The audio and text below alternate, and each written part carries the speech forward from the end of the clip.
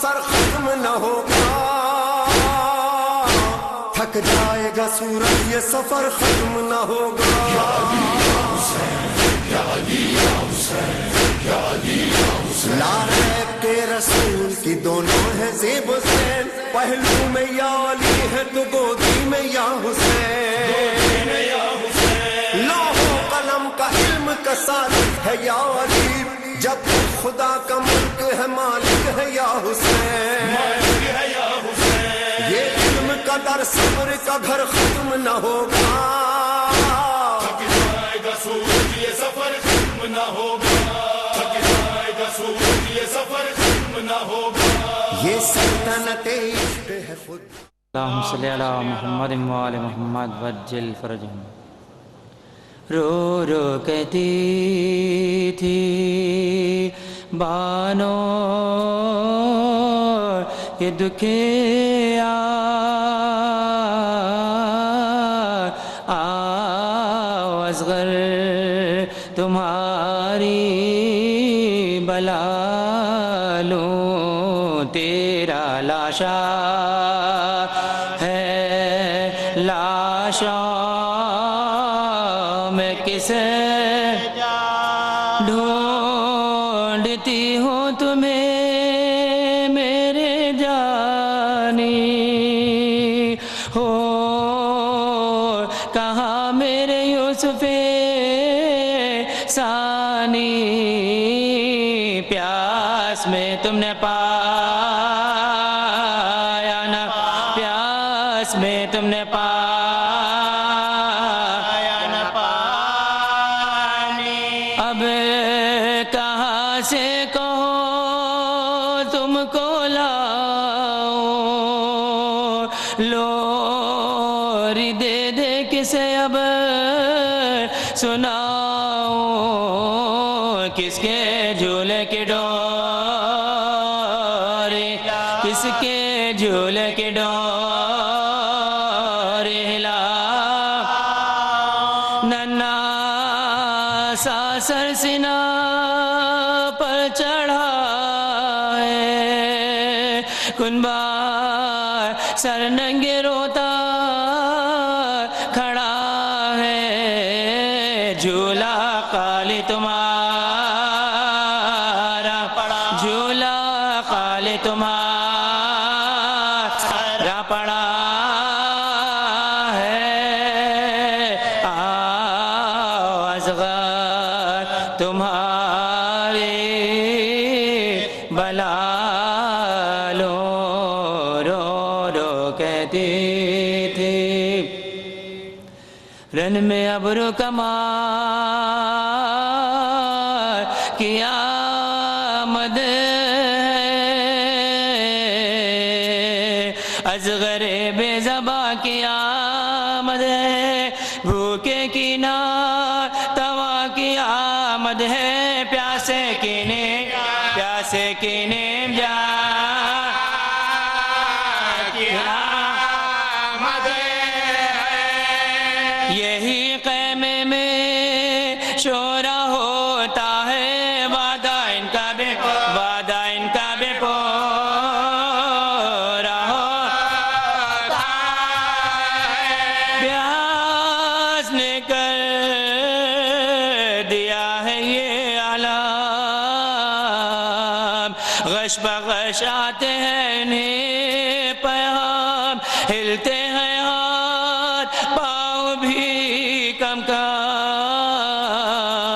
سینے میں اب نہیں سماتا دم، غم سے ماتم زدوں کو سکتا ہے، ننا سید پڑا سے سکتا رو نہیں سکتے، منہ بناتے ہیں، آنکھیں الٹی ہوئی پھراتے ہیں، خشک کا منہ زباں دکھاتے ہیں، غل سے رونے کے سہم جاتے ہیں، منہ کھلا ہے دھڑکتی چھاتی ہے، سانس تسبیح بٹا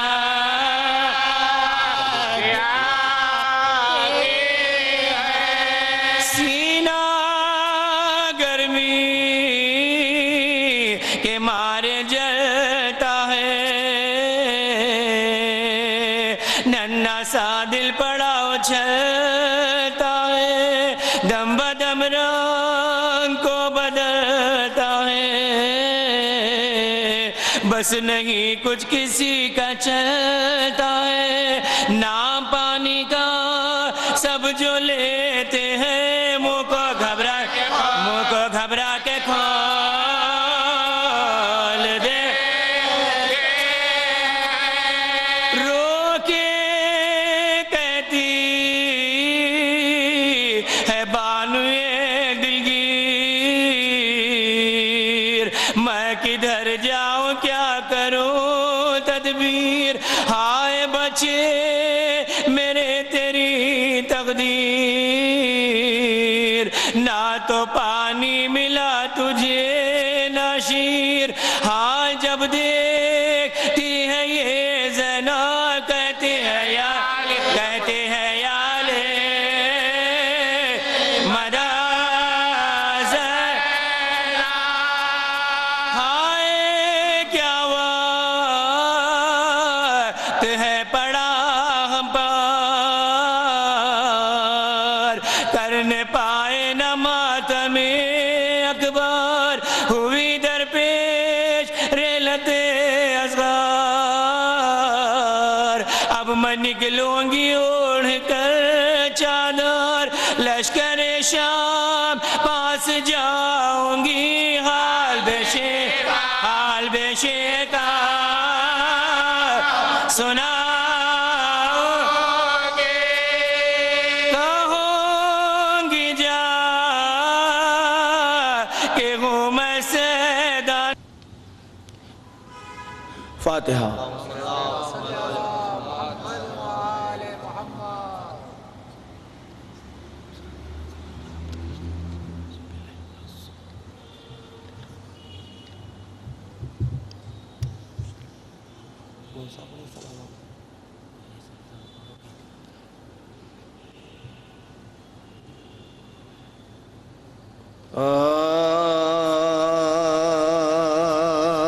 کربلا مجرئی تقدیر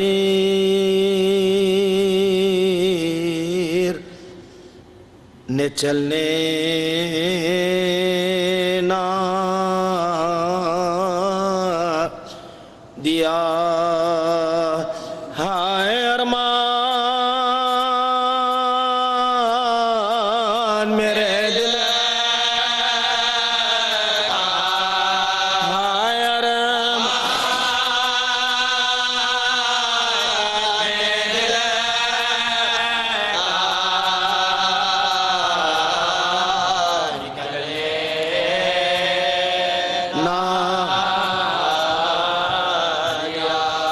تیر بارہ ہوئے اس نازوں کے پالے پر ہے بودیا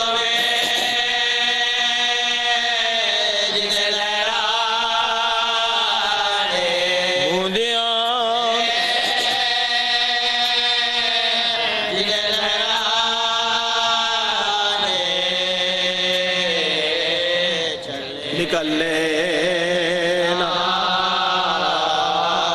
بولی بانو کے میں اکبر کو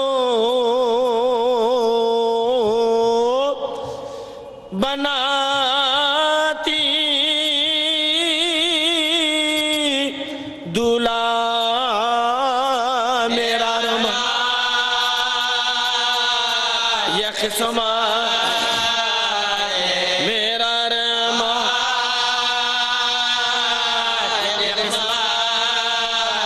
لے نکل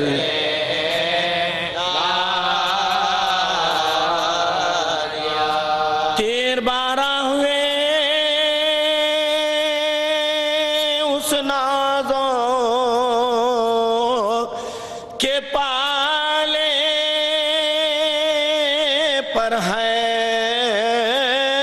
بوندیوں میں جسے زہرا بوندیوں میں جسے زہرا نے نکلنے ماں کو ارمان تھا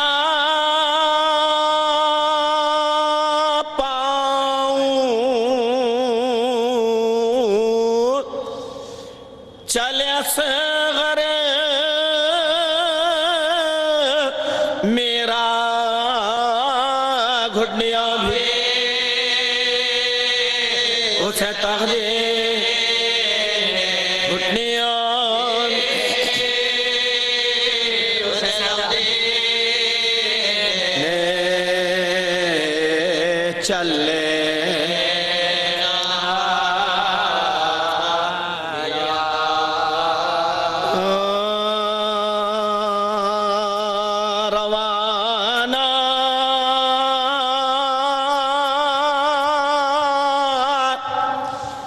نہر لبن کو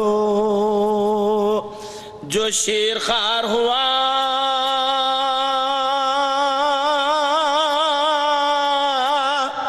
زباں دکھانے پا گردن سے تیر پار ہوا تڑپ کے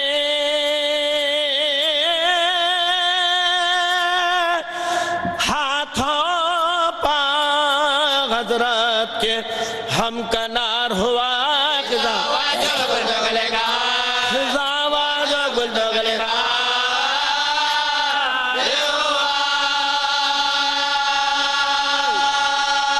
ادھر تو شاہ کو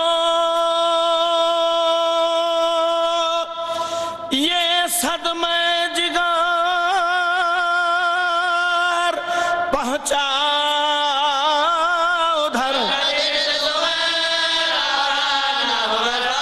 ادھر مدینہ سے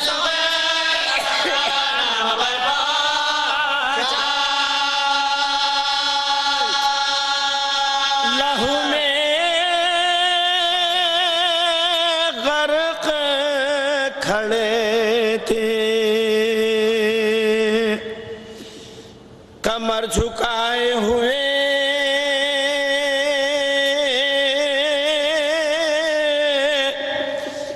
سر کی ننھی سی میت گلے لگائے ہوئے لہو بھرا ہوا دامن اسے اڑائے ہوئے کفن کے بکر میں گم برائے کفن کے بکر میں گم برائے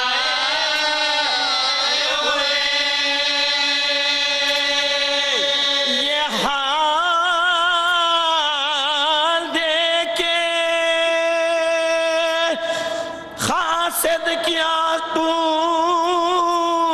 گئی ہوا یہ راشد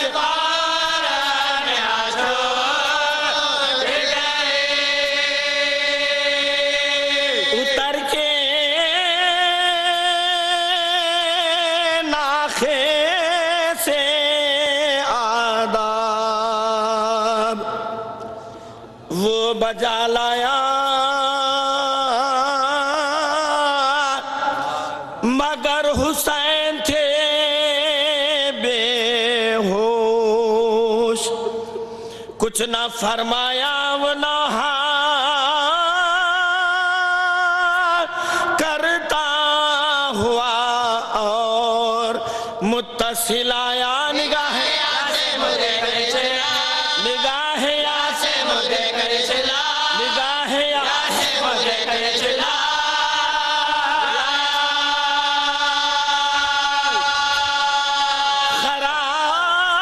قرار دو مجھے میں بے قرار ہوتا ہوں حسین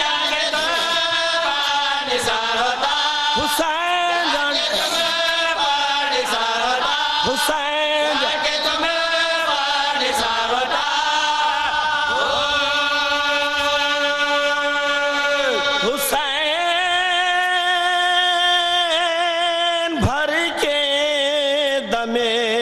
سرد بولے آئے غم خار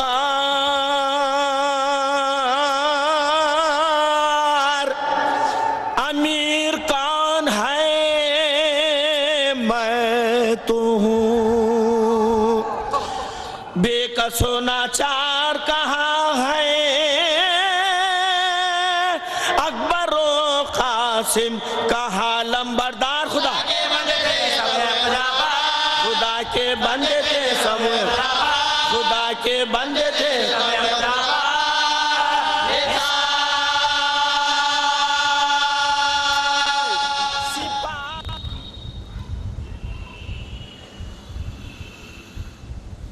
صلوات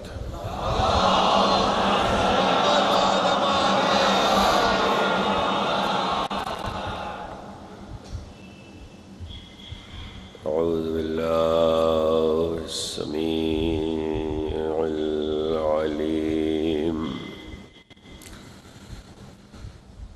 من الشيطان اللعين الرجيم بسم الله الرحمن الرحيم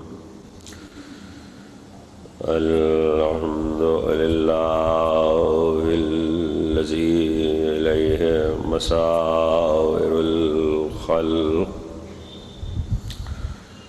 وواقب الأمر نحمده على وزيم إحسانه ونير لطفه وبرهانه ونوام فضله وامتنانه لم يلد سبحانه فيكون في العز مشاركا ولم يولد فيكون مورثا هالكا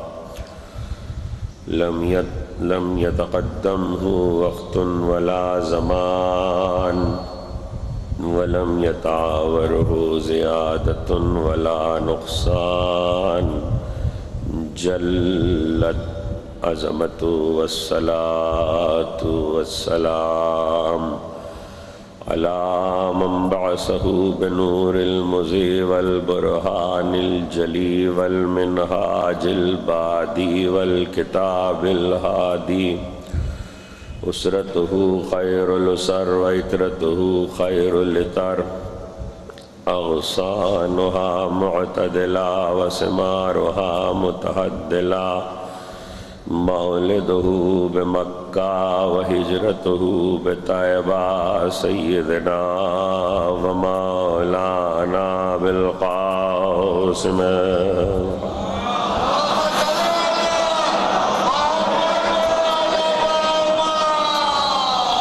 وأهل بيته الطيبين الطاهرين المعصومين المظلومين الذين أذهب الله عنهم الرجس وطهرهم تطهيرا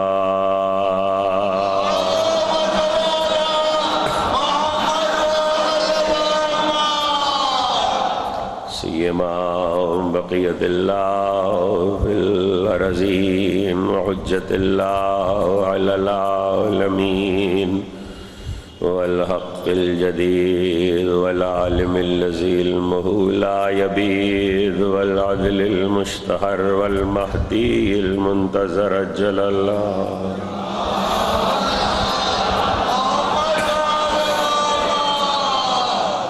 واللعنة الدائمة الباقية على أعدائهم ومنكر فضائلهم وغاصب حقوقهم أجمعين من يوم ظلمهم إلى يوم الدين أما بعد فقد قال الله سبحانه وتعالى في محكم كتابه الحكيم إنما يريد الله ليذهب عنكم الرجس أهل البيت ويطهركم تطهيرا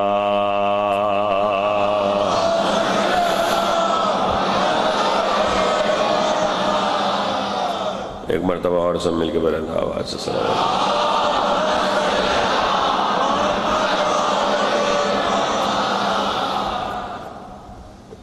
سلسلہ مجالس کی چھٹی تقریر آپ حضرات اس عزا خانے میں سماعت فرما رہے ہیں.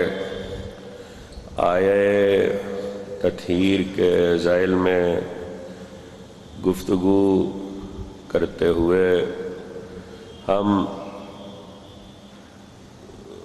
اب اس مرحلے میں داخل ہو چکے ہیں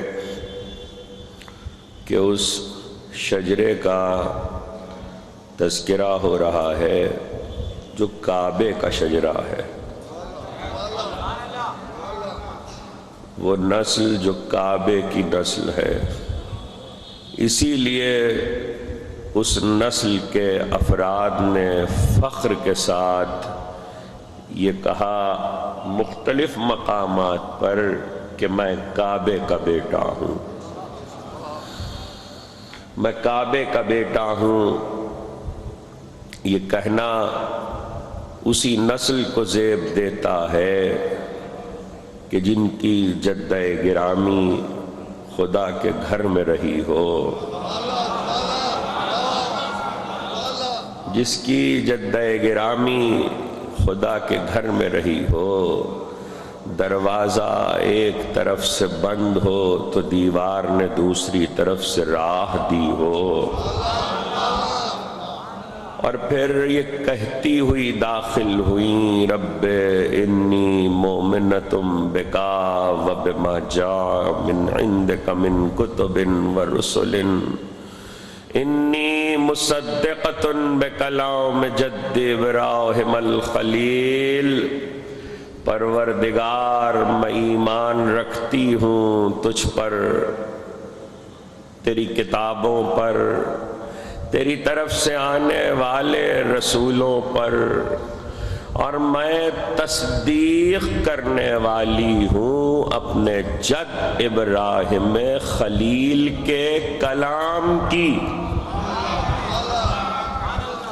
بنت اسد کعبے میں داخل ہوتے ہوئے کہہ رہی ہیں میں تصدیق کرنے والی ہوں اپنے جد ابراہیم خلیل کے کلام کی. غور کیجئے گا، بی بی کہہ رہی ہیں. اس پر بحث کرنا بیکار ہے کہ یہ روایت شیعوں کی ہے یا غیر شیعوں کی ہے. یہ اس وقت کی روایت ہے کہ جب نہ کوئی شیعہ تھا نہ کوئی سنی تھا. یہ اس وقت کی روایت ہے کہ جب کوئی شیعہ سنی کی بحث ہی نہیں تھی.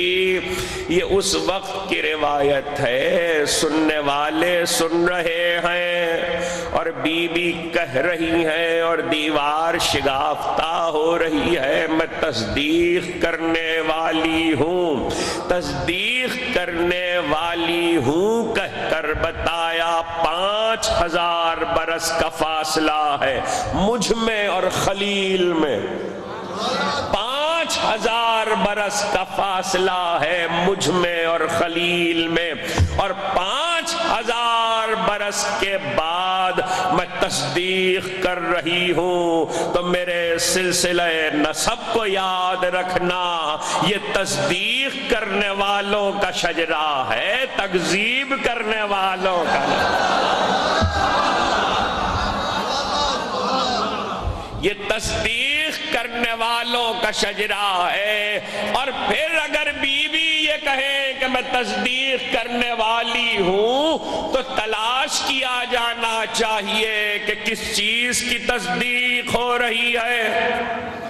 وہ کلام کون سا ہے خلیل کا جس کی تصدیق ہو رہی ہے؟ تو قرآن کو اٹھا کر دیکھیے تو آپ کو ملے گا کہ ایک مقام پر یہیں قریب میں اسی جگہ پہ کھڑے ہو کر 5 برس پہلے خلیل کہہ رہا تھا ربنا انی اسکنت من ذریتی بواد غیر ذی زرع عند بیت بیتک المحرم، پروردگار میں اپنی ذریت کو نہیں، کل کو نہیں، ذریت میں سے کچھ کو، ذریت میں سے کچھ کو اس وادی غیر ذی زر میں، بے آب و گیاہ وادی میں چھوڑے جا رہا ہوں۔ یہاں تک پہ تو کوئی بحث نہیں ہے، اندہ بیتک المحرم، تیرے محترم گھر کے نزدیک، تیرے محترم گھر کے نزدیک، تاریخ کی ریکارڈ کی درستگی اور کیلکولیشن کو مد نظر رکھتے ہوئے ایک عقلی سا سوال اپنے سننے والوں سے کرتا ہوں۔ جب چھوڑ کے جا رہے ہیں تو یہ ہاجرہ ہے، یہ اسماعیل ہے، اور ابھی اسماعیل شیرخوار ہیں، اور یہ بتانے کی ضرورت نہیں ہے کہ اس کے لیے کسی کو دلیل چاہیے ہو کہ اسماعیل شیرخوار ہے تو کیا دلیل ہے؟ بھئی ابھی ہاجرہ پانی کی تلاش میں نکلیں گی اور اسماعیل ایڑیاں رگڑیں گے اور پھر زمزم نکل آئے گا۔ اسماعیل شیرخوار ہیں اور ایسے موقع پہ خلیل بیٹے کو چھوڑ کے جا رہے ہیں زوجہ سمیت۔ اور کعبہ کب تعمیر ہوا ہے؟ کعبہ تب تعمیر ہوا ہے جب اسماعیل بڑے ہوئے ہیں۔ اس کا مطلب ہے ابھی کعبہ تعمیر ہی نہیں ہے۔ بے آب و گیا وادی کا مطلب یہ ہے کہ وہاں کعبے کا کوئی نشان موجود نہیں ہے۔ جہاں کعبے کا کوئی نشان نہیں ہے وہاں ابراہیم کہہ رہے ہیں تیرے محترم گھر کے نزدیک گھر تو ہے ہی نہیں۔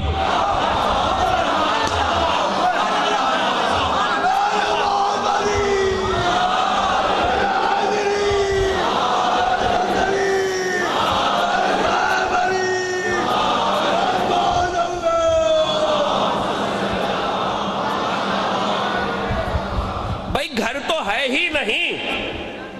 ایک چٹیل میدان ہو، چٹیل میدان ہو، اور میں کہوں حیدر صاحب میری فلاں چیز اس میدان میں امام باڑے کے پاس رکھی ہے، تو حیدر صاحب کہیں گے وہ تو میدان ہے، وہاں تو کوئی امام باڑہ ہے ہی نہیں۔ اس کا مطلب ہے میں نے جملہ غلط کہا، تو میں غلط کہہ سکتا ہوں نا، خلیل تو نہیں کہہ سکتا۔ خلیل کے جملے پہ غور کیجئے، بے آب و گیاہ وادی میں تیرے محترم گھر کے نزدیک، گھر ہے ہی نہیں۔ گھر تو بنے گا جب اسماعیل بڑے ہوں گے، اور پھر کہہ رہے گھر، اور وہ بھی یہ نہیں کہہ رہے مکان کے نزدیک، گھر کے نزدیک، مکان کے نزدیک نہیں، گھر کے نزدیک، دار نہیں بیت۔ دار میں اور بیت میں عربی میں فرق ہے۔ اینٹ پتھر کے مکان کو جو چار دیواری پہ منحصر ہو، جو بنا ہوا ہو، اسے دار کہتے ہیں۔ بیت تب تک نہیں کہتے جب تک اس میں کسی نے کچھ وقت نہ گزارا ہو۔ بیت کا اطلاق خالی مکان پر نہیں ہوتا، اس مکان پر ہوتا ہے جہاں پر کوئی گھر اس مکان میں کچھ رات گزارے، کم از کم ایک رات۔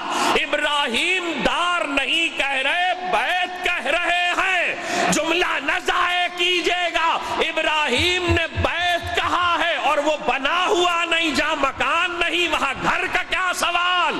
اس کا مطلب یہ ہے خلیل کی نظریں دیکھ رہی ہیں کہ یہاں مکان ہوگا، پھر کوئی آئے گا، وقت گزرے گا، پھر یہ بیت میں بدلے گا۔ اب جملہ کہہ رہا ہوں، اگر آج بنت اسد کعبے میں 3 راتیں نہ گزارے تو یہ دار رہ جائے اور خلیل کی تصدیق نہ ہو۔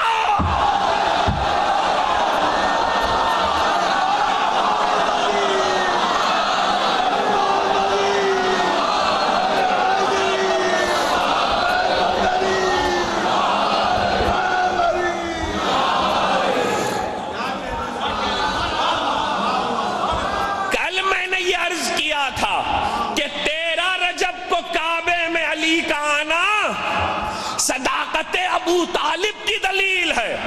آج کہہ رہا ہوں کہ 3 راتیں بنت اسد کا کعبے میں گزارنا صداقت ابراہیم کی ضرورت ہے.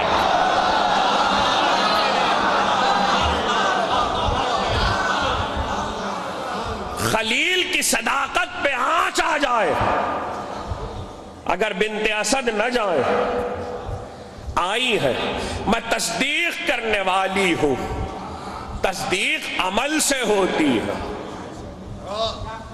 تصدیق عمل سے ہوتی ہے. یہ رہیں گی کعبے میں تو تصدیق ہوگی. اور جیسے ہی کہا کہ تصدیق کرنے والی ہوں، دیوار شگافتہ ہوئی، بنت اسد داخل ہوئی. اور جیسے ہی بنت اسد بہت تفصیل کے ساتھ کسی منزل پر یہ سب پڑھ چکا کہ بت کعبے کے اندر نہیں تھے، باہر تھے. باہر، اندر ایک بھی بت نہیں تھا. اندر ایک بھی بت نہیں تھا کعبے کے، سارے بت باہر تھے. اور یہ بات بار بار اس لیے سمجھانا پڑتی ہے کہ چونکہ لوگوں کے ذہن میں ہے. یاد رہے جب تک رسول مکے میں تھے قبلہ اول بیت المقدس تھا. جب رسول مدینے آئے تو تبدیلی قبلہ کا حکم آنے میں ابھی وقت لگا ہے. لیکن مکے میں جب کھڑے ہوتے تھے، توجہ، مکے میں جب کھڑے ہوتے تھے نبی نماز پڑھنے تو ایسے کھڑے ہوتے تھے کہ کعبہ بھی سامنے رہے اور قبلہ اول کا رخ رہے. یعنی نبی حالانکہ کعبے کے صحن میں کھڑے ہو کر یہ بھی ممکن تھا کہ قبلہ اول کی طرف رخ ہو اور کعبے کی طرف پشت ہو، مگر پیغمبر نے کبھی کعبے کی طرف پشت اور قبلہ اول کی طرف رخ کر کے نماز نہیں پڑھی. نبی نے ہمیشہ ایسے نماز پڑھی کہ قبلہ اول کی طرف بھی رخ ہو اور کعبہ بھی سامنے ہو. اس کا مطلب ہے نبی ہر حال میں کعبے کو سامنے رکھنا چاہتے تھے. نبی ہر حال میں کعبے، کل کی تقریر سے مسلسل ہو رہا ہوں، نبی ہر حال میں کعبے کو قبلہ قرار دینا چاہتے تھے اور صرف مشیت الہی کا انتظار تھا نبی.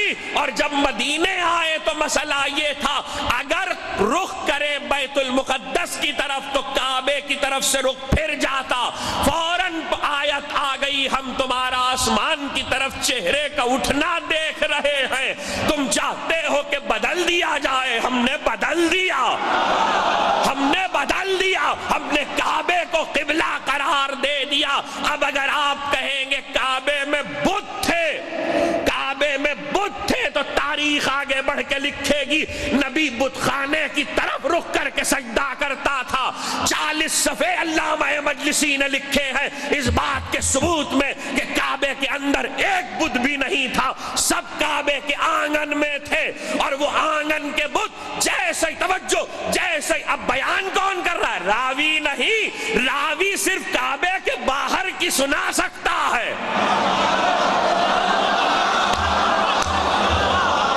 راوی صرف کعبے کے باہر کی سنا سکتا ہے، کعبے کے اندر کی راوی نہیں سنا سکتا. وہی سنائے جو رہا ہو یا وہ سنائے جو واقف ہو. تو کون ہے؟ نبی سنا رہا. کہ میری چچی، کسے سنا رہا؟ جابر کو، جابر ابن عبداللہ انصاری کو. کہ جابر، میری چچی جب کعبے میں داخل ہوئی، شگافتہ دیوار بند ہوئی تو جو بت باہر تھے وہ اوندھے منہ گرے. جب اوندھے منہ گرے تو اندر کعبے کے بنت اسد نے کہا واہ میرے شیر، ابھی تو آیا نہیں کہ جھوٹے خدا ذلیل ہو رہے ہیں.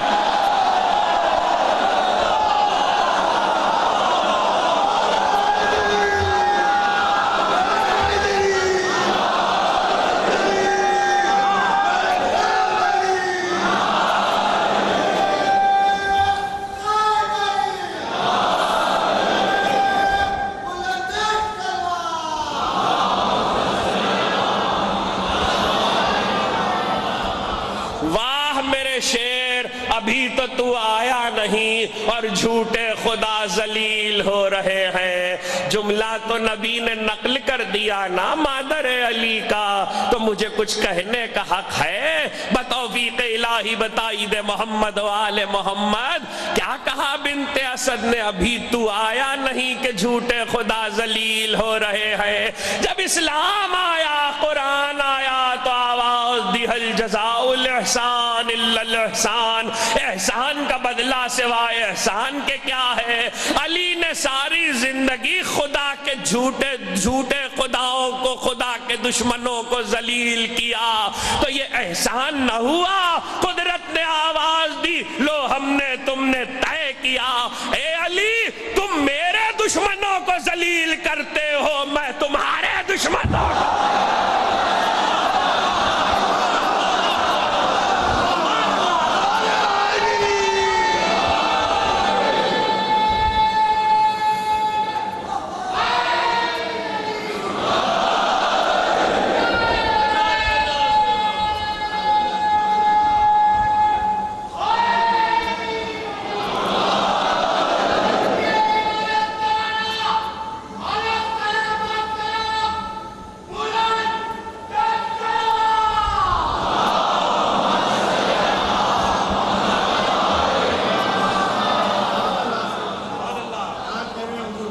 یا علی تم میرے دشمنوں کو ذلیل کرتے ہو, میں تمہارے دشمنوں کو ذلیل کروں گا. تاریخ اٹھا کے دیکھ لو, علی کے دشمن کو ہمیشہ خدا نے ذلیل کیا. کبھی علی نے تو اپنے دشمنوں کی پرواہ ہی نہیں کی. علی نے کبھی اپنے دشمنوں کی پرواہ نہیں کی, ہمیشہ علی کے دشمنوں کو خدا نے ذلیل کیا. تو ہر بات کے دو مفہوم ہوتے ہیں, موافق اور مخالف. اگر یہ طے ہو گیا کہ علی کے دشمنوں کو خدا ذلیل کرتا ہے تو جملہ یاد رکھنا, پھر علی کے دوستوں کی حفاظت بھی خدا ہی کرتا.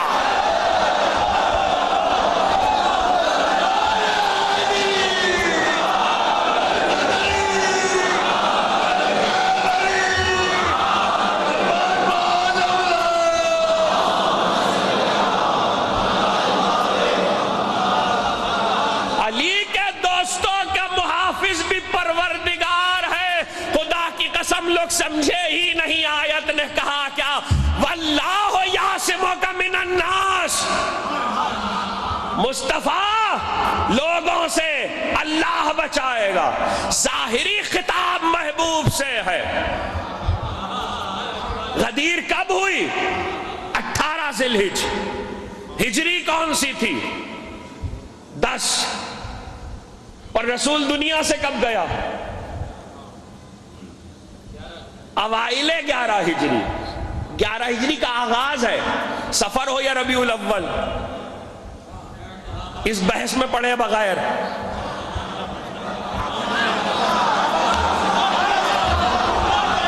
اس بحث میں پڑھے بغیر کہ سفر ہو یا ربیع الاول. اب اس سے زیادہ ستم ظریفی کی کیا بات ہے کہ 1400 سال میں امت یہی نہ طے کر سکے کہ رسول آیا کب تھا اور گیا کب.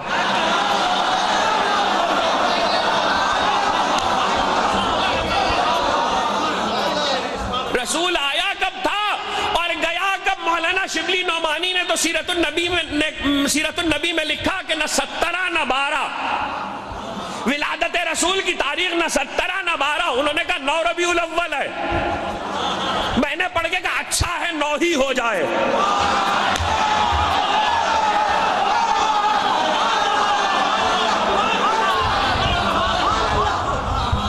تو اس میں کیا, اس بحث میں کیا پڑھے کہ نبی کی تاریخ امت کیوں نہیں طے کر سکی, مگر ربیع الاول کے سفر اوائل ہے, آغاز ہے 11 ہجری کا.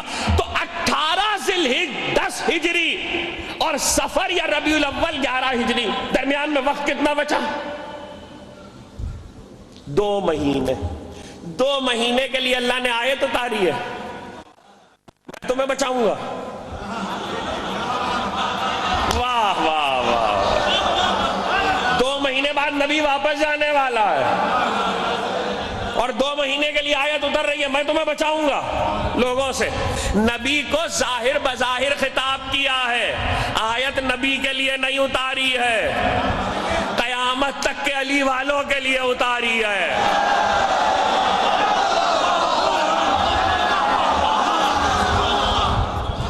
واللہ یعصمک من الناس, علی کی بات کرنا تو ڈرنا مت,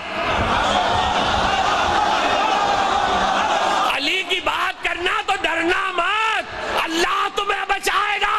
اب جملہ نہ ضائع کرنا, اگر علی علی کرتے ہوئے تمہیں ڈر لگ گیا تو اس کا مطلب ہے تمہیں خدا پہ یقین نہیں ہے.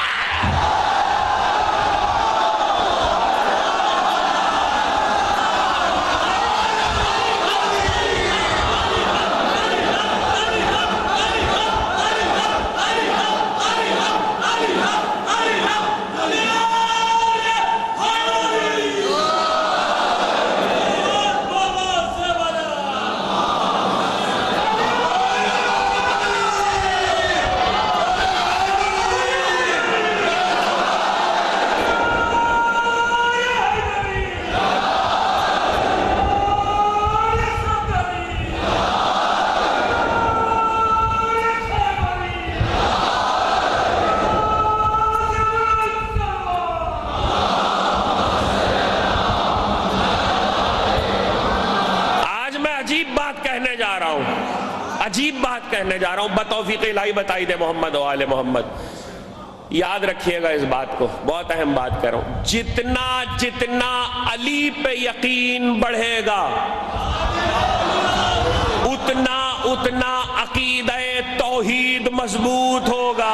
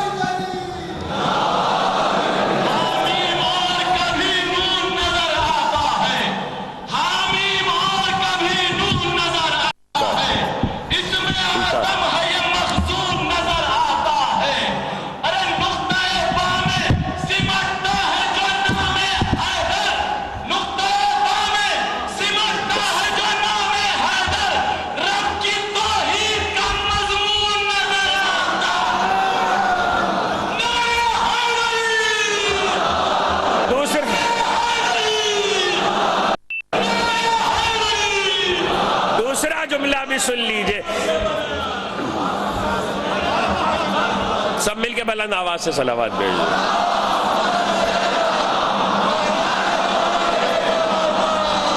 جتنا جتنا علی پر یقین بڑھے گا اتنا واللہ یعصمک من الناس کے معنی بتا رہا ہوں. جتنا جتنا علی پہ یقین بڑھے گا اتنا اتنا عقیدہ توحید مضبوط ہوگا, اور جتنا جتنا خدا پہ یقین بڑھے گا اتنا اتنا عقیدہ ولایت مضبوط ہوگا.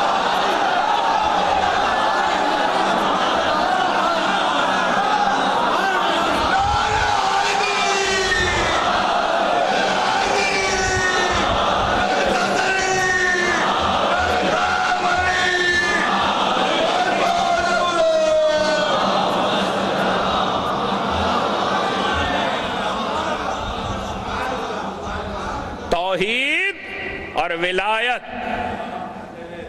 توحید اور ولایت, یہیں آ کے تو لوگ الجھ جاتے ہیں.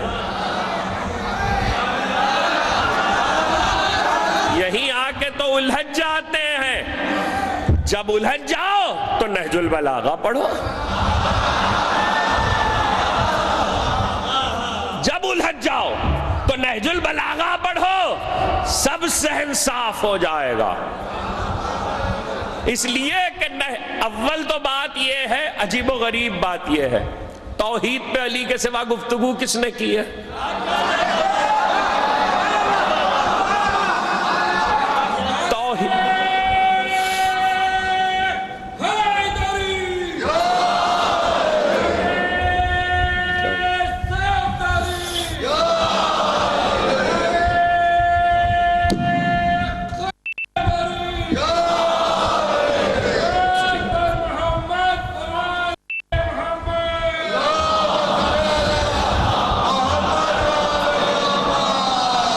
الجھ جاؤ تو نہج البلاغہ پڑھو. توحید پہ علی کے سوا گفتگو کس نے کی ہے؟ کوئی ہے؟ بخدا کسی نے نہیں کی، علی ہی نے کی ہے. علی کے علاوہ کوئی کر بھی نہیں سکتا. وہی کرے جو کعبے میں آیا ہو، وہی کرے. میں امیر المومنین کے ایک خطبے کے کچھ فقروں کو اپنے خطبے میں تقریر کے پڑھنے کی سعادت حاصل کرتا ہوں. اسی میں سے دو جملے: لم یلد سبحانہ فیکون فی العز مشارکا ولم یولد فیکون مورثا حالکا. علی بول رہے ہیں، علی. لم یلد سبحانہ فیکون فی العز مشارکا. کس چیز پہ گفتگو کر رہے ہیں؟ لم یلد پر، ولم یولد پر. یہ لم یلد ولم یولد کہیں اور بھی ہے نا، کہیں اور بھی ہے نا. کہاں ہے؟ قرآن مجید کے سورہ مبارکہ اخلاص میں، جسے قل هو اللہ کہتے ہیں. لیکن صرف یہ نہیں کہ وہ سورہ توحید ہے، اس لیے کہ عالم اسلام میں حدیثیں شیعہ سنی سب کے ہاں موجود ہیں کہ پیغمبر نے فرمایا یا علی تیری مثال قل هو اللہ کی مثال ہے.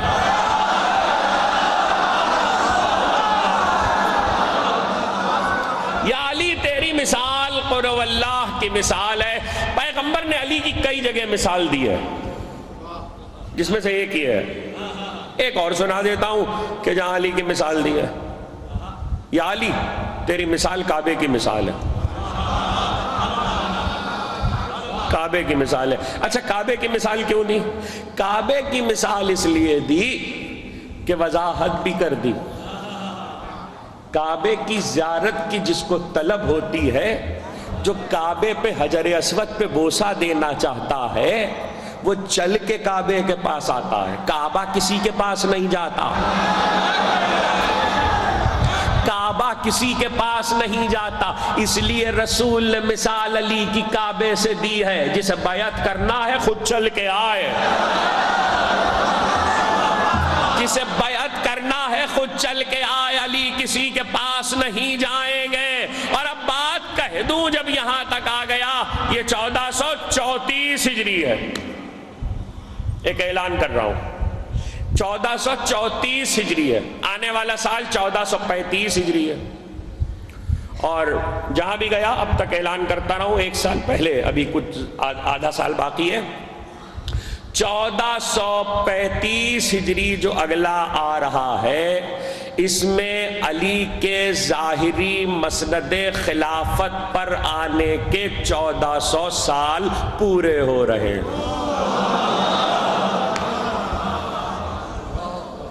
1400 سال پورے ہو رہے ہیں. اعلان اس لیے پہلے سے کرنا شروع کر دیا ہے کہ یوں تو آپ منقبتیں کہتے ہیں، مدح کرتے ہیں، مرثیے ہوتے ہیں، مسدس لکھی جاتی ہے، تقریریں ہوتے ہیں، مقالے ہوتے ہیں، لیکن 1400 سال پورے ہو رہے ہیں. خاص طور پر دعوت ہے پوری دنیا کے ان دانشوروں کے لیے جو علی کے بارے میں سوچتے ہیں، لکھتے ہیں، پڑھتے ہیں،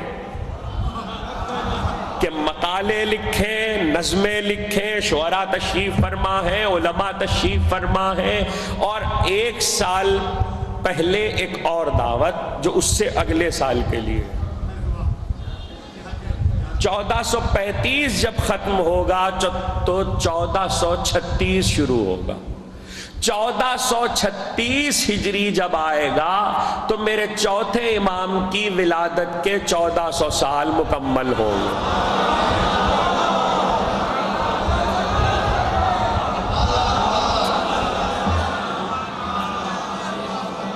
معصوم کے نام پہ صلوات بھیجیے بلند آواز۔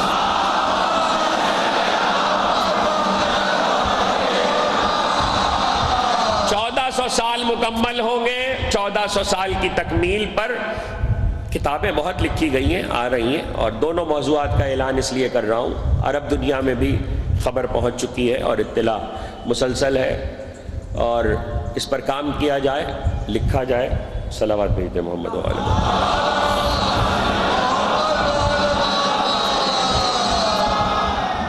مسند خلافت پر، ظاہری خلافت پر علی آئے ہیں 1435 ہجری میں، اور ظاہر ہے کہ ظاہری خلافت اپنی جگہ پر ایک موضوع ہے جس پہ تفصیل سے گفتگو کی جائے۔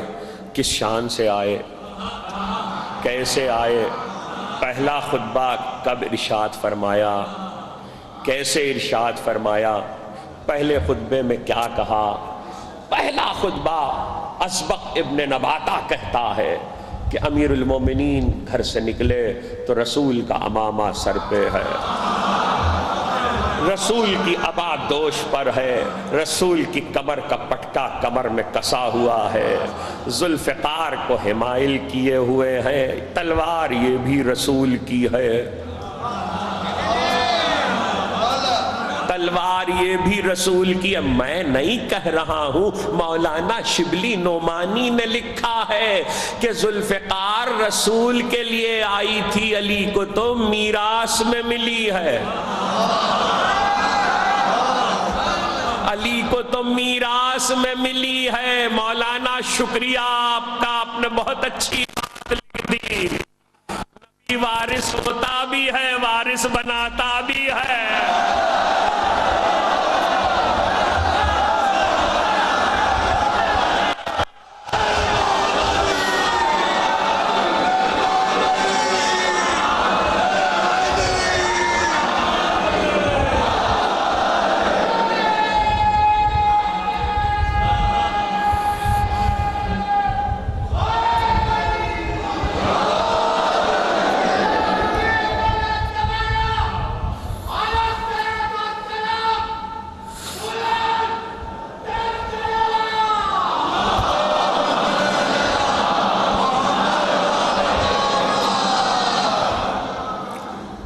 رسول کی تلوار کو حمائل کیے ہوئے، رسالت کی شان سے چلتے ہوئے مسجد میں طلوع ہوئے علی۔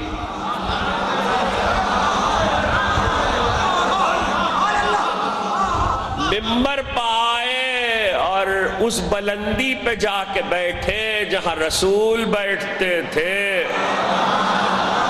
دیکھنے والے معترض ہوئے کہ اب تک تو لوگ جگہ چھوڑ چھوڑ کے بیٹھے تھے، علی وہاں بیٹھ گئے جہاں نبی بیٹھتے تھے۔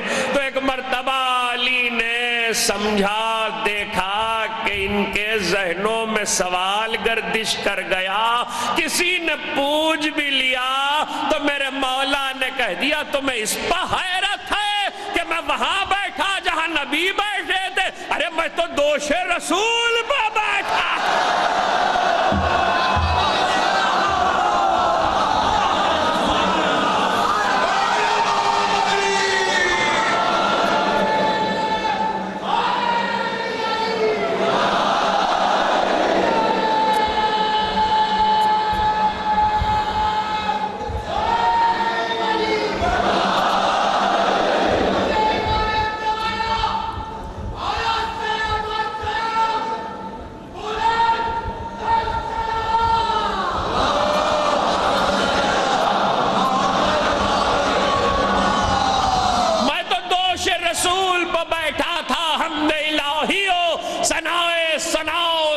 رسول کے بعد علی گویا ہوئے سلونی سلونی۔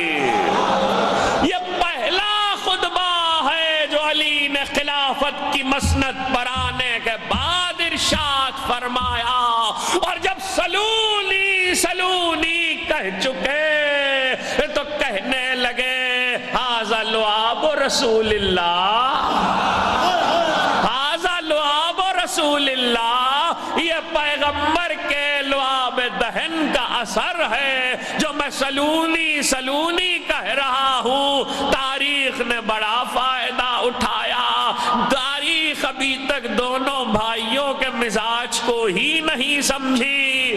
پہلے مزاج ولایت و مزاج رسالت سمجھو، پھر ان کے جملوں پہ تبصرہ کرو۔ تاریخ کو موقع ملا، اس نے کہا علی میں کیا کمال تھا، کمال تو سارا زبان چسانے کا تھا۔ رسول جانتے تھے کہ میرے 35 برس کے بعد تم کہو گے علی میں کیا کمال تھا، کمال تو سارا زبان رسالت چسانے کا تھا۔ اس لیے بصیرت رسول نے بھی ایک فیصلہ کیا تھا، جب 13 رجب کو علی آئے اور ماں باہر آئی 2 شبوں کے بعد، اور جب رسول نے علی کو زبان چسائی تو زبان بعد میں چسائی۔ پہلے کہا یا علی کچھ سناؤ، کہا توریت کا نہیں، کہا زبور کا نہیں، کہا انجیل کا نہیں، کہا قرآن سناؤ۔ جب قرآن سن لیا تب زبان چسا۔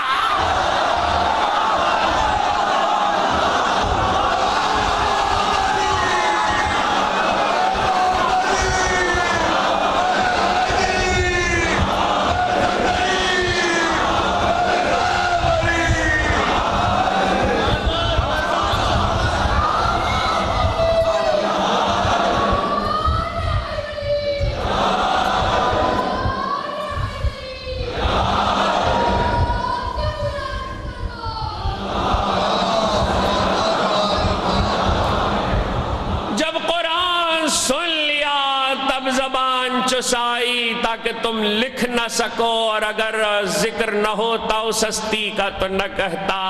تاریخ ایسی باتیں کرنے میں بڑی ماہر ہے۔ ہاں علی میں کیا کمالات تھے، تربیت رسالت کے کمال ہے، اس لیے کہ علی کو تو مصطفیٰ نے پالا ہے۔ میں ایک بات کہوں اور آگے بڑھ جاؤں۔ ہاں ہاں بہت اچھا کیا، کہنے لگے فطرت کے قوانین کمال حیدر جانتے ہی نہیں، آپ بتا دیجئے اگر میں نہیں جانتا۔ کہنے لگے دیکھیے پالنے والے کی خصوصیات پلنے والے میں منتقل ہوتی ہیں۔ اچھا بڑا اچھا فیصلہ کیا آپ نے۔ علی اس لیے صاحب کمال ہے کہ نبی نے پالا تھا، تو نبی کو تو ابو طالب نے پالا تھا۔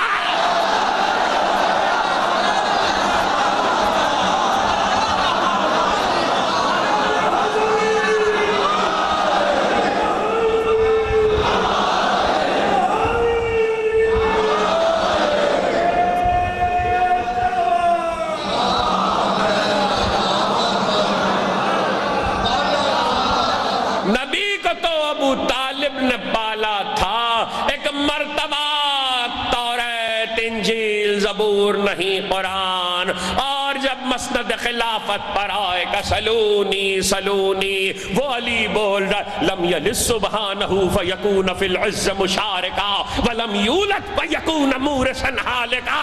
علی توحید پہ گفتگو کر رہے ہیں، ذرا جملوں کو محفوظ کیجئے گا۔ علی کہہ رہے ہیں کوئی اور نہیں، اور پھر لفظ علی کے اور ایسے قیمتی لفظ لم یلد سبحانہ فیکون فی العز مشارکا۔ لم یلد تقریر کہاں سے مڑی تھی؟ قل هو اللہ ولم یولد۔ علی تیری مثال قل هو اللہ کی مثال ہے، تیری مثال کعبے کی مثال ہے۔ ایک بات بیان کی تھی، اب دوسری سن لیجئے۔ تیری مثال کعبے کی مثال ہے، تو کیوں کہا کعبے کی مثال ہے؟ خدا کی قسم پیغمبر نے 2 ہی چیزوں ہستیوں کے لیے، اب مجبوری ہے لفظ استعمال کر رہا ہوں، یہ جملہ کا 2 ہی جگہ آیا، تیسری جگہ کہیں موجود نہیں ہے۔ یہ کعبے کے لیے حدیث ہے، یہ علی کے لیے۔ علی اور کعبہ دونوں کی مماثلت ایک ہے۔ کیوں ایک ہے؟ کہ کعبے کا دشمن بھی حرام زادہ ہے، علی کا دشمن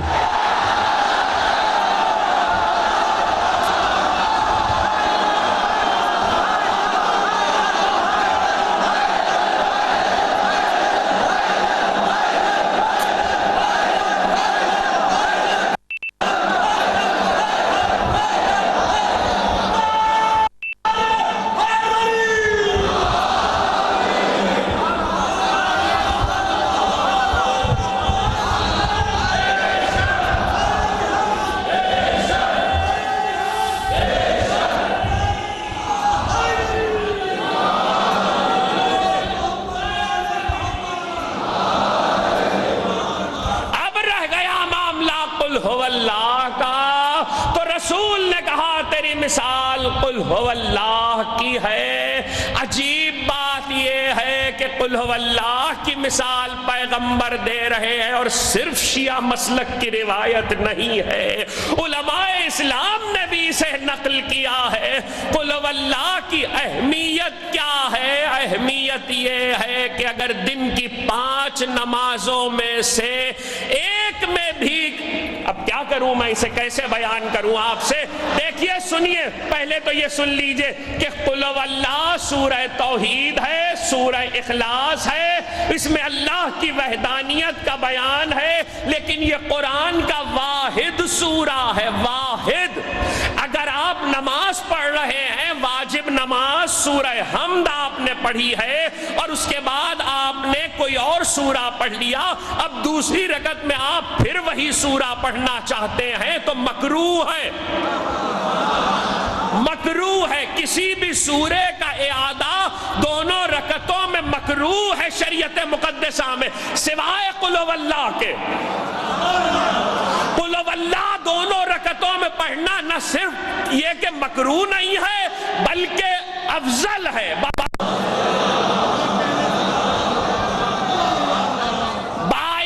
باعث ثواب ہے. کیوں؟ علی نے پڑھا تھا، علی نے. آپ مکروہ کی بات کر رہے ہیں، مکروہ کی بات کر رہے ہیں. آج کل ایک مسئلہ یہ بھی چلا ہے، یہ جو تاریخیں سال کی ہیں، سعد و نحس، سعد و نحس، سعد و نحس، یہ سب بیکار باتیں. پہلی بات تو یہ کہ تحفۃ العوام میں جو ایک پورا چارٹ ہے سعد و نحس تاریخوں کا، معصومین کے روایتوں میں بیان ہوا ہے. تاریخوں کی نحوست و سعادت معصومین نے بیان کی ہے. اور عجیب و غریب بات یہ ہے، اتفاق ہے، اسے کیا کیجئے، کہ ہر مہینے کی 3 بھی منحوس ہے، 13 بھی منحوس ہے.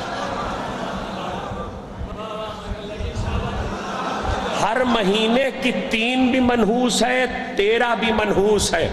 مگر 3 اور 13 جو ہر مہینے کی منحوس تھی، اس نحوست کو زائل کر کے برکت میں بدل دیا. شعبان کی 3 کو حسین نے، رجب کی 13 کو علی نے.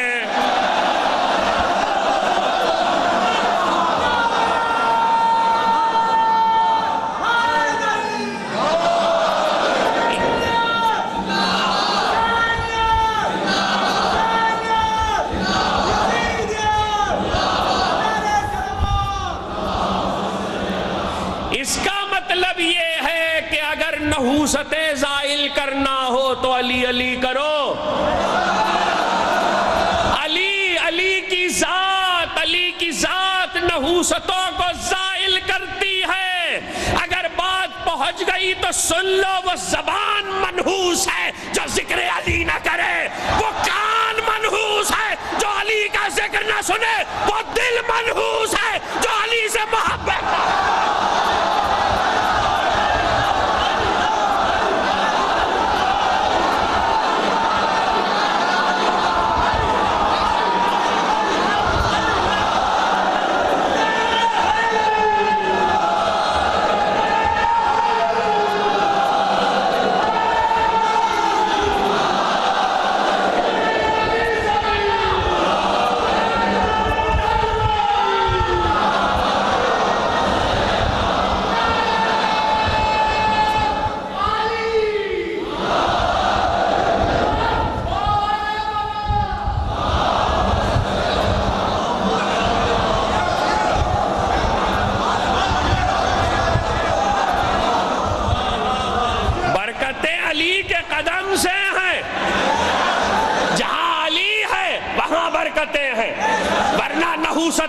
نحوستیں ہیں. جسے رکھنی ہے رکھے، ہم سے مطالبہ نہ کرے. جسے نحوستیں رکھنی ہے رکھے، ہم سے مطالبہ نہ کرے. ہم نحوستیں نہیں جھیلتے. ہم زبان پہ بھی علی رکھتے ہیں، سماعتوں میں بھی علی رکھتے ہیں، دل میں بھی علی رکھتے ہیں.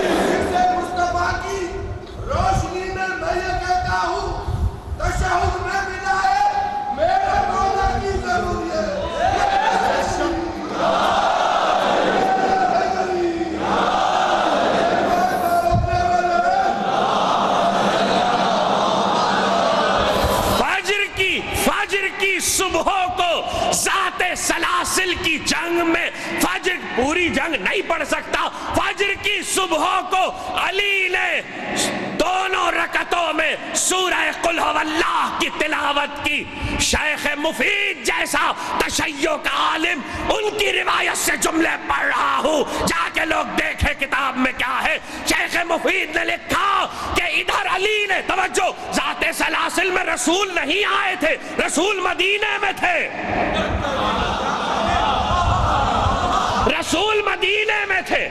اور ہوا یہ تھا کہ جب ذات سلاسل وادی یابس کی طرف لشکر بھیجا تھا تو جانے کے دو رستے تھے، جانے کے دو رستے تھے۔ ایک راستہ آسان تھا، دوسرا راستہ جو تھا وہ مشکل تھا۔ مشکل اس لیے تھا کہ اس پہ درندے تھے، راستے میں درندے پڑتے تھے۔ علی 12,000 کے لشکر کو اس رستے سے لے کے چلے جس پہ درندے تھے۔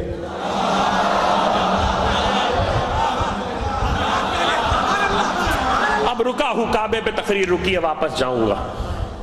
علی 12,000 کے لشکر کو اس رستے سے لے کے چلے کہ جہاز پہ درندے تھے۔ ایک شخص ایسا تھا کہ جس کو پرخاش تھی علی سے، تو اس نے لوگوں سے یہ کہا، علی تمہیں اس رستے سے اس لیے لے کے جا رہے ہیں تاکہ تم سب مار دیے جاؤ، درندے تمہیں چیر پھاڑ کے برابر کر دیں اور بعد میں علی سلامت واپس آ جائے۔ دشمن تھا، منافق تھا، کافر تھا، حاسد تھا، مگر ایک بات کا اسے بھی یقین تھا، درندوں میں سے تم جیتے نہیں آتے، علی جیتے آئے۔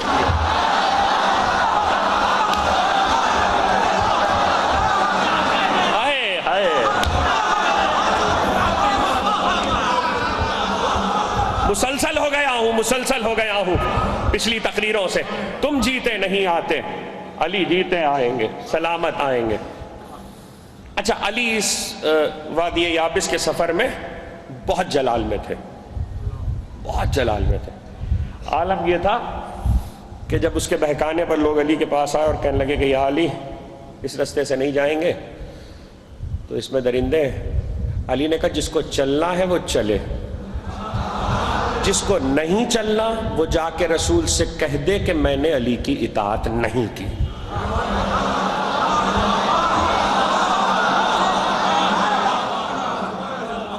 میں نے علی کی اطاعت نہیں کی۔ جس کو علی علی کرنا ہے کرے، جس کو نہیں کرنا وہ محشر میں جا کے خدا سے کہہ دے میں نے علی کی اطاعت نہیں کی۔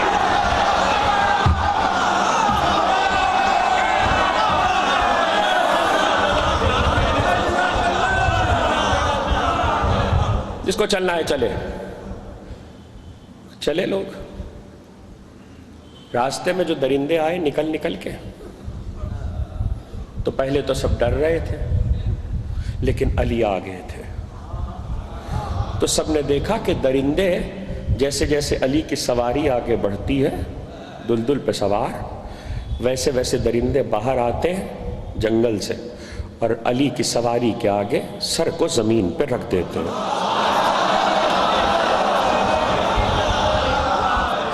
سر کو جھکاتے جاتے۔ علی نکلتے چلے گئے۔ ایسے میں اب اس شخص کو یاد رکھیے گا جس نے لوگوں کو بھڑکایا، جی اس لیے کہ آیت اتری ہے، آیت اتری، آیت۔ تو حسد اس نے کیا علی سے۔ ایسے میں ایک مرتبہ علی پہنچے، صبح کی نماز علی نے فجر کی پڑھائی، اور فجر کی نماز جب علی نے پڑھائی تو دونوں رکعتوں میں قل هو اللہ پڑھی۔ رسول مدینے میں ہے۔ اب مقام کے فرق کی وجہ سے، جگہ کے فرق کی وجہ سے جتنا بھی وقت فجر میں فرق رہا ہو، ادھر علی پڑھ رہے ہیں قل هو اللہ، ادھر رسول نے سورہ حمد نماز فجر میں تمام کیا ہے، اور دوسرا سورہ پڑھنے والے ہیں تمام ہو رہا ہے کہ جبریل دوران نماز وہی لے کر آئے، بسم اللہ الرحمن الرحیم، والعادیات ضبحا فالموریات قدحا فالمغیرات صبحا فأثرن به نقعا فوسطن به جمعا ان الانسان لربه لکنود۔ حبیب یہ سورہ پڑھو، سر پر دوڑتے ہوئے ہوئے گھوڑوں کی قسم، ان گھوڑوں کی ٹاپوں سے اڑنے والی چنگاریوں کی قسم، ان گسموں سے نکلنے والی دھول کی قسم، ان کے تازہ دم دوڑنے کی قسم، یہ انسان اپنے پروردگار کی بارگاہ میں بڑا سرکش اور حاسد ہے۔ دیکھیے تعریف میں سورہ اترا، تمام مفسرین شیعہ مفسرین متفق ہے کہ یہ سورہ مدح علی میں اترا ہے۔ شیخ مفید نے لکھا کہ یہ سورہ مدح علی میں اترا اور دوران نماز اترا ہے، اور پیغمبر نے اسی سورہ کو پڑھا، دوران نماز پڑھا، آپ نے غور کیا ادھر علی اللہ کا ذکر کر رہے ہیں، محبت الہی میں قل هو اللہ پڑھ رہے ہیں، ادھر اللہ محبوب سے علی کی مدح میں سورہ پڑھوا رہا ہے، علی کی مدح میں سورہ پڑھوا، اور علی کی مدح بھی نہیں، گھوڑوں کی مدح۔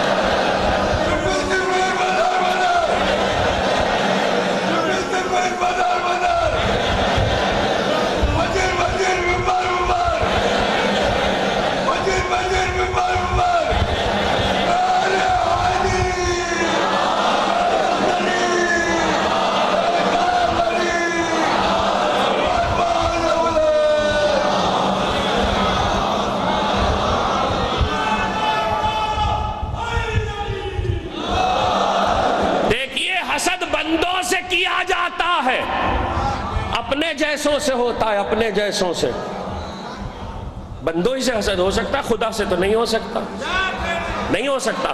اور خدا قرآن میں کہہ رہا ہے اس انسان نے جس نے لوگوں کو علی کے خلاف بھڑکایا اس نے خدا سے حسد کیا۔ شیخ مفید نے لکھا حسد اس نے علی سے کیا تھا، اللہ نے آیت اتاری کہ خدا سے حسد کیا، اللہ نے قیامت تک کے لیے بتایا جو علی سے حسد کرے گا وہ علی سے نہیں کرے گا، مجھ سے کرے گا۔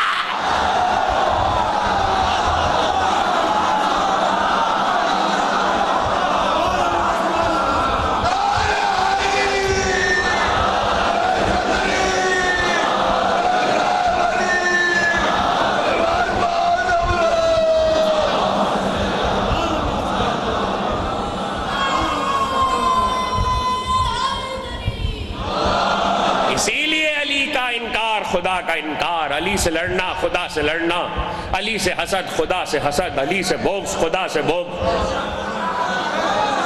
میں تو توحید اور ولایت سمجھا رہا تھا،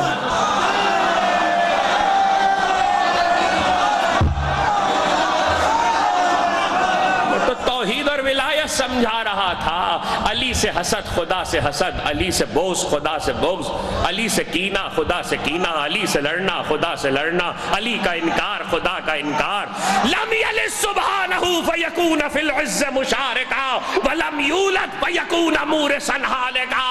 عجیب بات علی نے کہی، وہ اس لیے لم یلد ہے، لم یلد ولم یولد، وہ کسی سے پیدا نہیں ہے، اس سے کوئی پیدا نہیں ہے۔ یہاں تک تو سورہ ہے، اب علی بول رہے ہیں آج تک ساری تفسیریں دیکھ لیجئے، ساری مذہب بدل دوں گا، 70 شیعہ سنی 70 تفسیریں دیکھنے کے بعد تو میں جملہ کہہ رہا ہوں کہ اگر کسی نے معصوم کی روایت کے علاوہ یہ وجہ بیان کی ہو کہ وہ لم یلد کیوں ہے، وہ لم یولد کیوں ہے، کسی نے معصوم کے فقرے کے علاوہ وجہ بیان کی کہ وہ لم یلد کیوں ہے، وہ لم یولد کیوں ہے، ہاں علی بیان کر رہے ہیں کہ وہ لم یلد کیوں ہے، وہ لم یولد کیوں ہے۔ علی کہہ رہے ہیں وہ لم یلد اس لیے ہے وہ خود کسی سے پیدا نہیں ہے، اگر ایسا ہوتا تو کوئی اس کا باپ ہوتا، اور جب اس کا باپ ہوتا تو وہ اللہ کی عزت میں شریک ہو جاتا۔ علی بول رہے ہیں اللہ کی عزت میں شریک ہو جاتا، اللہ کو گوارا نہیں ہے کہ کوئی اس کی عزت میں شریک ہو، اللہ کو گوارا نہیں ہے کہ کوئی اس کی عزت میں شریک ہو، اور اس سے کوئی کوئی اس لیے پیدا نہیں ہے، لم یلد کی وجہ علی نے بیان کی، اب ولم یولد سنیے، اس سے کوئی اس لیے پیدا نہیں ہے کہ اگر کوئی اس سے پیدا ہوتا تو خدا کی وراثت میں شریک ہو جاتا۔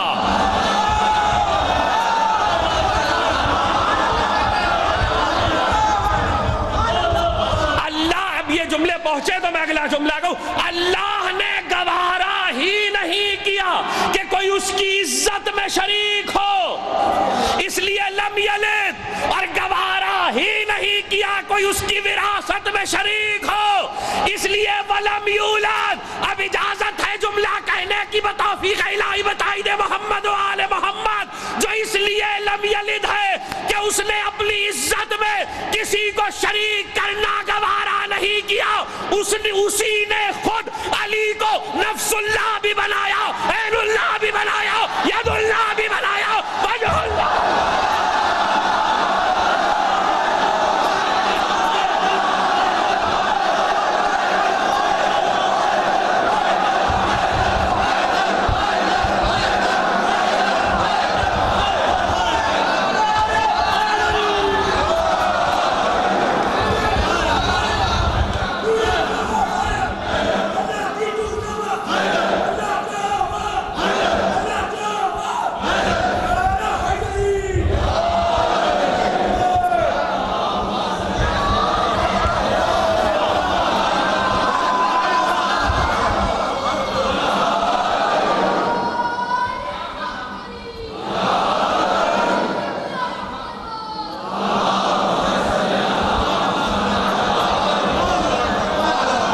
دوسرا جملہ کہہ رہا ہوں، جس نے یہ گوارا نہیں کیا کہ کوئی اس کی عزت میں شریک ہو، اس نے علی کو نفس اللہ بھی بنایا، وجہ اللہ بھی بنایا، ید اللہ بھی بنایا، عین اللہ بھی بنایا، جنب اللہ بھی بنایا، عذر اللہ بھی بنایا، اللہ کا نفس بھی علی، اللہ کا چہرہ بھی علی،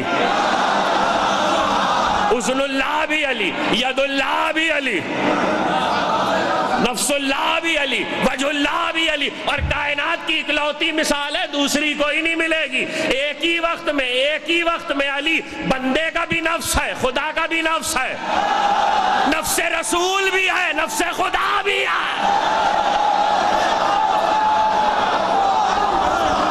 نفس رسول بھی ہے، نفس خدا بھی ہے، شب ہجرت میں نفس خدا ہے، مباہلے میں نفس رسول ہے، شب ہجرت میں نفس خدا ہے، مباہلے میں نفس رسول ہے۔ جملہ کہنے کی اجازت دو، بتوفیق الہی بتائی دے محمد و آل محمد، شب ہجرت میں نفس خدا ہے، مباہلے میں نفس رسول ہے، اسی لیے ایک وقت میں دو کا نفس ہے، اللہ کا بھی بندے کا بھی، تبھی تو حکم جہاد نبی پہ آتا ہے، اور لڑتا علی، یہ جملہ سنو، لڑتا علی ہے، اور جب نبی ناد علی پڑھتے ہیں تو اس کی طرف سے مدد کرنے بھی علی آتا ہے۔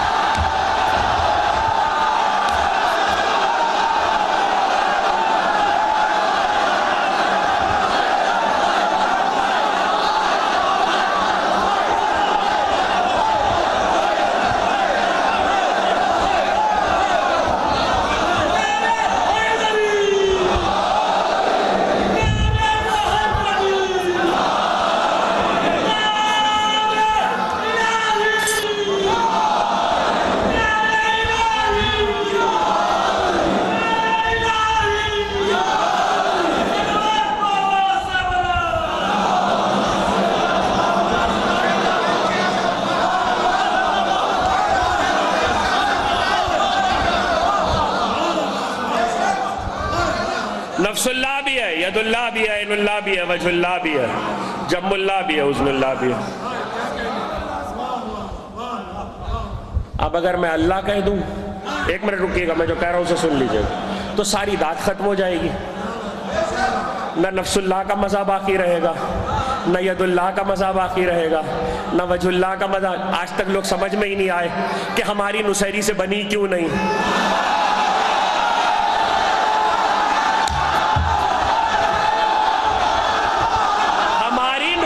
سے بنی کیوں نہیں؟ لوگوں کے سمجھ میں ہی نہیں آیا کہ ہم ہماری نصیری سے کیوں نہیں بنی؟ اسی لیے تو نہیں بنتی۔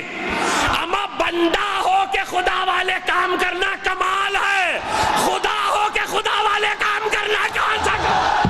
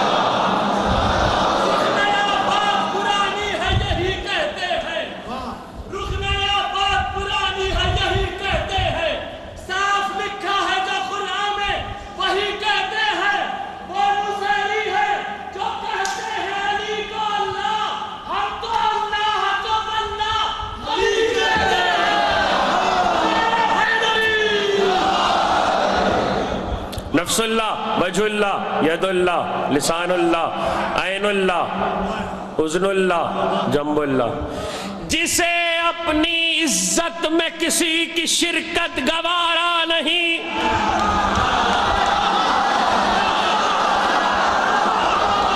اس لیے وہ لم یلد ہے، اس نے علی کو نفس اللہ بنایا، وجہ اللہ بنایا، لسان اللہ بنایا، جنب اللہ بنایا، اذن اللہ بنایا۔ اب دوسرا جملہ، جس کو اپنی وراثت میں کسی کی شرکت گوارا نہیں، اس نے اپنا گھر علی کو دے دیا۔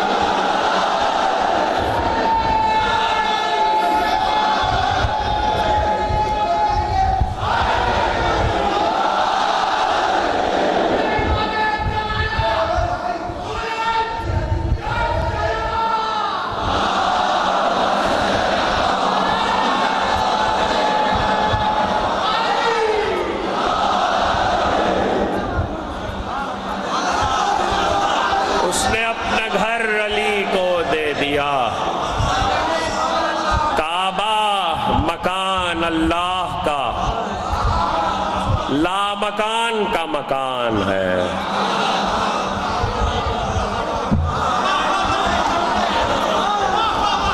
لا مکان کا مکان ہے، اس نے اپنا گھر علی کو دے دیا۔ کوئی اور آیا ہو، شیعہ روایت نہیں ہے۔ کعبے میں علی کا پیدا ہونا شیعہ روایت نہیں ہے۔ خدا کی قسم اردو بولنے والے اہل زبان تشریف فرمائے، اس سے اچھا جملہ نہیں کہہ سکتا۔ کعبے میں علی کا پیدا ہونا شیعہ روایت نہیں ہے، کعبے کی روایت ہے۔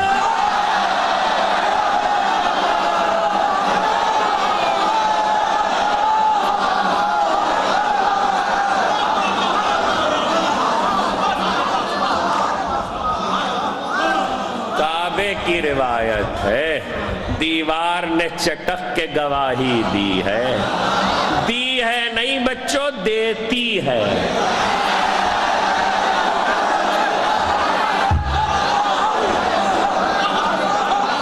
گواہی دی ہے نہیں، دیتی ہے، دیتی ہے۔ آج بھی اب چھپایا جائے تو الگ مسئلہ ہے۔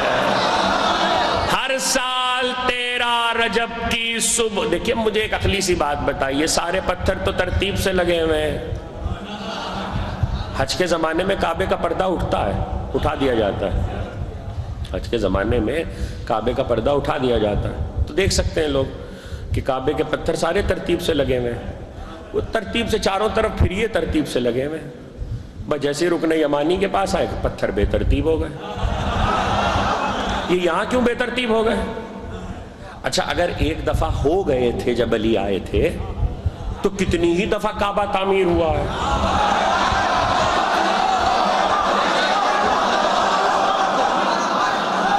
کتنی ہی دفعہ کعبہ تعمیر ہوا. اب اس کو ترتیب دے لیجئے. دے جاتے ہیں ترتیب, لیکن ہر سال جب 13 رجب آتی ہے پھر ترتیب بگڑ جاتی ہے.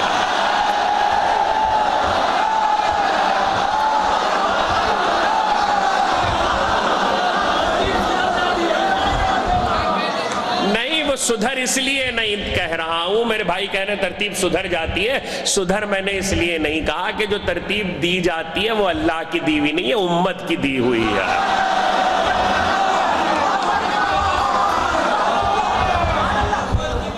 تو وہ ترتیب بگڑ جاتی ہے, پھر شگافتہ ہو جاتی ہے دیوار.